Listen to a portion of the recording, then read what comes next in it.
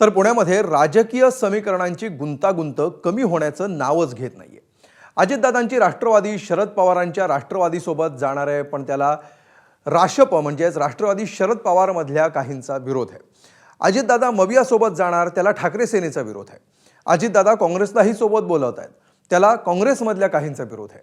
तिथे कुणाला कोणासोबत जायचंय आणि त्याला कोणाचा विरोध आहे, पाहूया हा स्पेशल रिपोर्ट.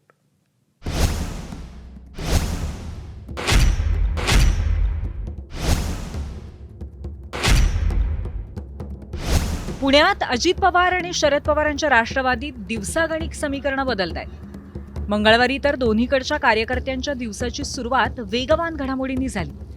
दोन्ही राष्ट्रवादीनं एकत्र लढायचं ठरल्याचा दावा राष्ट्रवादीचे शहराध्यक्ष सुभाष जगताप यांनी केला.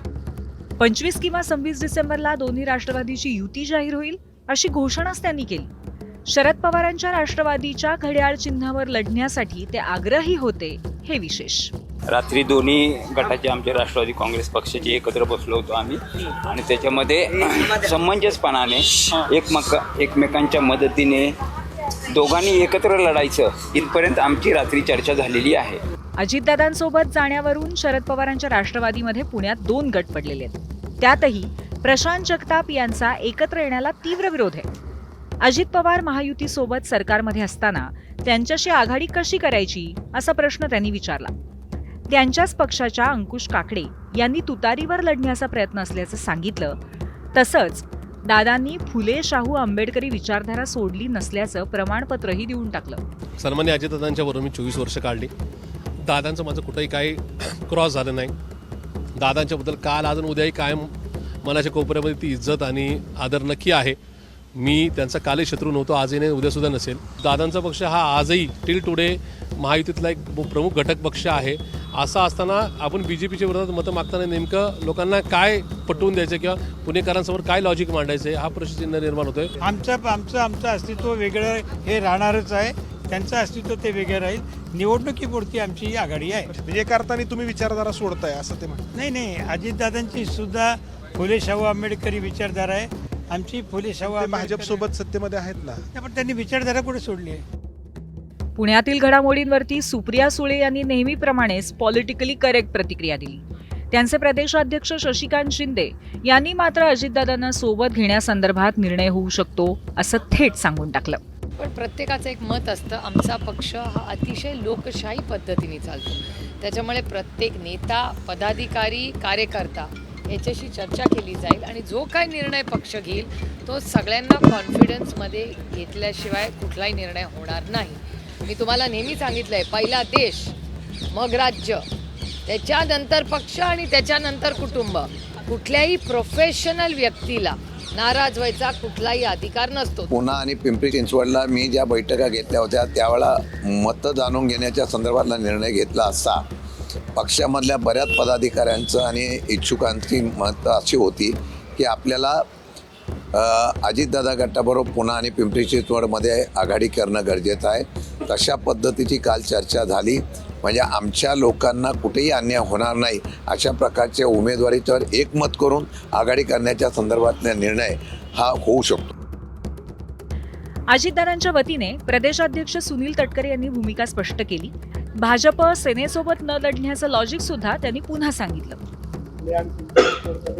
राष्ट्रवादी आणि भारतीय जनता पक्षाची युती होणार स्पष्ट भूमिका त्यांनी सांगितली. त्याच्या पाठीमागे त्याने एक निवडणुकीचं लॉजिक सांगितलं. ते लॉजिक असं होतं की त्या ठिकाणी 2 प्रमुख राजकीय पक्ष कोण आहे तर भारतीय जनता पक्ष आणि राष्ट्रवादी काँग्रेस पक्ष. आपण एकत्रितपणाने निवडणूक लढली तर 9 वर्षाच्या प्रदीर्घ कालावधीच्या नंतर त्याला निवडणुका होणार. त्यावेळेला सर्वांनाच आपण सामावून ठेवू शकत असल्यामुळे ऐतिहासिक उमेदवार विरोधकांना मिळू शकतात. ही एक निवडणूक पूर्व स्ट्रॅटेजी माननीय मुख्यमंत्री महोदयांनीच पत्रकारांच्या समेटच्या संवादामध्ये स्पष्ट केली. त्याला दादांनी त्या ठिकाणी दुजोरा दिला. पुण्यामध्ये अजितदादा फक्त शरद पवार गटाला सोबत घेत आहेत असं नाही, तर काँग्रेसने सोबत यावं यासाठी सुद्धा दादांचे प्रयत्न सुरू आहेत. मात्र यावरून काँग्रेसमध्ये सुद्धा 2 गट पडले. आत्तापर्यंत या 2-3 दिवसामध्ये आम्ही महाविकास आघाडी म्हणून सेना उद्धवसाहेब ठाकरेंचा गट असेल, पवारसाहेबांची राष्ट्रवादी असेल आणि काँग्रेस, आम्ही जागांवर आता जवळजवळ आम्ही 15-20 प्रभाग पूर्ण केलीत. आता जर यांचा प्रस्ताव आला तर त्या अनुषंगाने पक्षाच्या निष्ठावंत कार्यकर्ते असतील, सिटिंग मेंबर असतील, या सर्वांचं पक्षाचं हित जपत असेल तर निश्चितच स्वागत करू. आमच्या काँग्रेसच्या कार्यकर्त्यांमध्ये एक अस्वस्थता पसरलेली आहे की जर आपण महायुतीतल्या घटक पक्षामध्ये जो पक्ष आहे, जो भारतीय जनता पार्टीबरोबर सत्तेवर आहे, ज्यांच्या विरोधामध्ये गेले अनेक वर्ष आपण आंदोलनं केली आहे, ज्या भारतीय जनता पार्टीने सातत्याने पुणेकरांचा विकास नाही केला, फक्त इव्हेंट केल्या, अशा पक्षाबरोबर आपण कसं जाऊ शकतो, ही कार्यकर्त्यांच्यामध्ये एक फार मोठी भावना आहे. पुण्यात दोन्ही राष्ट्रवादी एकत्र लढणार तर त्यांच्या समोर भाजप शिवसेना युती म्हणून लढणार आहे. याची घोषणा मुख्यमंत्री फडणवीसांनी 8 दिवसांपूर्वीच केली होती. पिंपरीतही भाजप शिवसेनेत जागा वाटप सुद्धा झाल्याची माहिती खासदार श्रीरंग बारणे यांनी दिली. पुणे आणि पिंपरी चिंचवडमध्ये तर त्यांनी स्वतः आणि आम्ही ठरवलं की ते होणार नाही, कारण त्या ठिकाणी कार्यकर्ते अधिक आहे आणि प्रत्येकाला निवडणूक लढायची आहे. काही ठिकाणी मात्र अशी बोलणी चालू आहे, पण तेही आता 1-2 दिवसामध्ये, आज आणि उद्यामध्ये ज्या ज्या ठिकाणी काही विदर्भात आहे, काही मराठवाड्यात आहे चर्चा, अशा काही ठिकाणी चर्चा होतील. शिवसेना आणि भारतीय जनता पक्ष चिंचवड महापालिकेमध्ये गेली अनेक वर्ष निवडणुका लढतोय. जागा वाटपामध्ये कुठल्या प्रकारची रस्सीखेच नाही, जागेची ऑफर आणि तडजोड असा प्रश्न नाही. सामोपचाराने आम्ही या दोन्ही पक्षाचे प्रमुख नेते मंडळींनी एकत्रपणे बसून निर्णय घेतोय. एकंदरीतच पुण्यात राजकीय समीकरणांची गुंतागुंत वाढताना पाहायला मिळतेय. निवडणुकीआधी कुणीही कोणासोबत गेलं तरी निकालानंतर ते तसेच एकत्र राहतील का, या प्रश्नाचं बरोबर उत्तर या घडीला ब्रह्मदेवाला सुद्धा देता येण्याची शक्यता कमीच. शिवानी पांढरेसोबत मंदार गोंजारी, एबीपी माझा, पुणे. एबीपी माझा, उघडा डोळे बघा नीट.